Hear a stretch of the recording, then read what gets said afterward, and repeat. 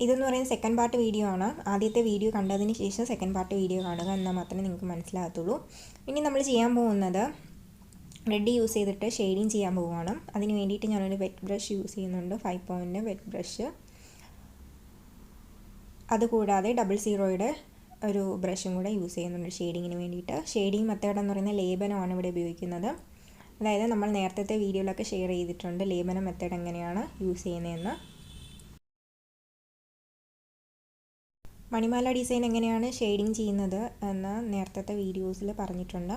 അപ്പോൾ ഡീറ്റെയിൽഡ് ആയിട്ടൊന്നും ഞാനിതിൽ ഷെയർ ചെയ്യുന്നില്ല, കാര്യം അല്ലെങ്കിൽ ഇത് കൂടിപ്പോകുന്നതുകൊണ്ടാണ്. അപ്പോൾ ആ വീഡിയോ കണ്ടിട്ട് അതുപോലെ ഷെയ്ഡിങ് ചെയ്യുക.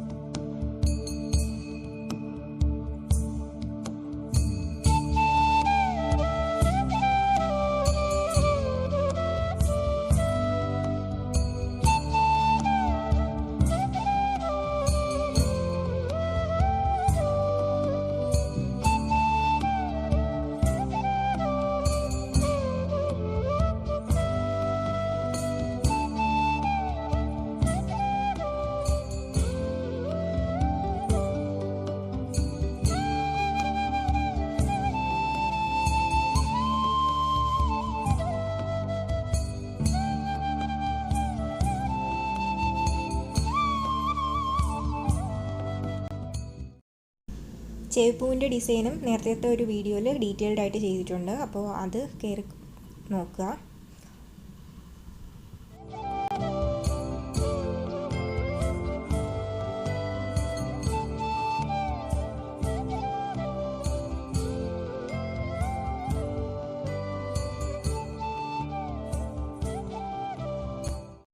നായികാമണിയുടെ ഡിസൈനും നേരത്തെ ഒരു വീഡിയോയിൽ ഷെയർ ചെയ്തിട്ടുണ്ട്, അതും കയറി നോക്കുക.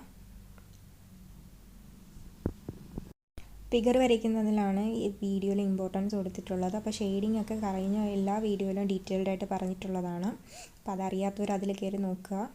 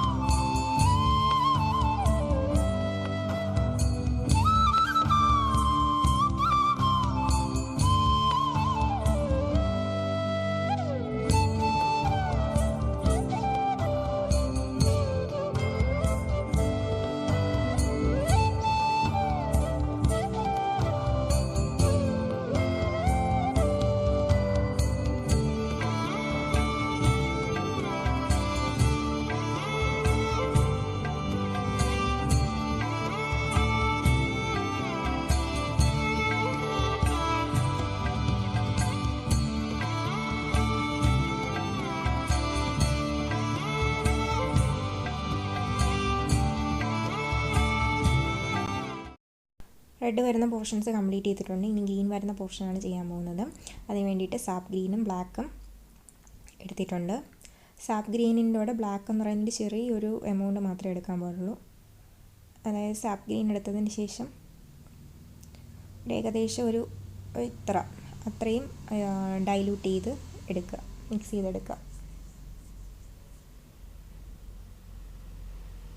എന്നിട്ട് വളരെ ലൈറ്റായിട്ടുള്ളൊരു കോട്ട് അപ്ലൈ ചെയ്ത് കൊടുക്കുക.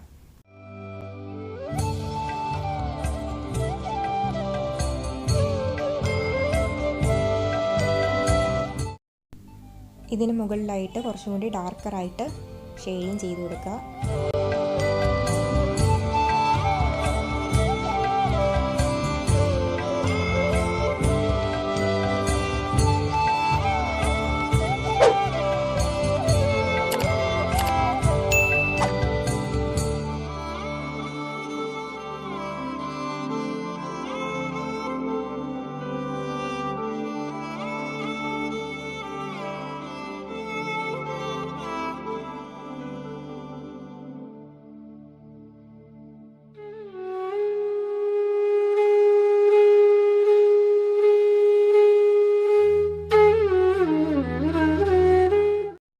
ഷെയ്ഡിങ് ഇവിടെ ഏകദേശം ഫിനിഷ് ആയിട്ടുണ്ട്. ഇനി ചെയ്യാനുള്ളത് ബ്ലാക്ക് കളർ ഔട്ട്ലൈൻ ചെയ്യാൻ പോവുകയാണ്. അതിന് വേണ്ടിയിട്ട് 000 ലോങ് ഹെയർ ബ്രഷ് ആണ് യൂസ് ചെയ്യുന്നത്. വളരെ തിന്നായിട്ടുള്ള ലൈൻ തന്നെ യുണീക്കായിട്ട് വരയ്ക്കാൻ ശ്രമിക്കുക. നേരത്തെ വീഡിയോയിലൊക്കെ പറഞ്ഞ പോലെ തന്നെ ആദ്യം യൂസ് ചെയ്യുമ്പോൾ വളരെ ബുദ്ധിമുട്ടായിട്ട് തോന്നും. പിന്നെ വരച്ച് വരുമ്പോൾ അത് ശരിയാവും.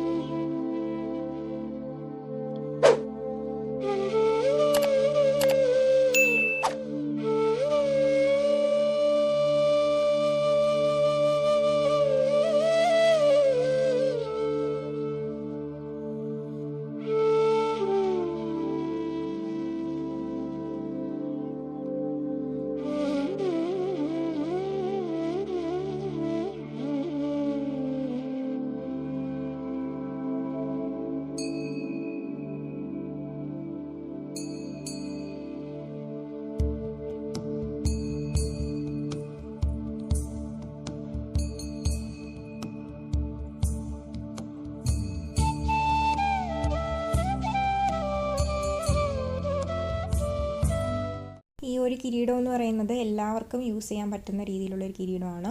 അപ്പോൾ കിരീടത്തിൻ്റെ പിറകിലായിട്ട് ജട വരച്ചു കൊടുക്കാറുണ്ട്, അല്ലെങ്കിൽ മുടിയൊക്കെ വരച്ചു കൊടുക്കാറുണ്ട്. ഇല്ലാന്നുണ്ടെങ്കിൽ പീലിത്തിരുമുടി, കൃഷ്ണനാണെങ്കിൽ പീലിത്തിരുമുടി വരയ്ക്കാം, ശിവനാണെങ്കിൽ ഒരു ചന്ദ്രക്കലയും ജടയും വരച്ചു കൊടുക്കാം.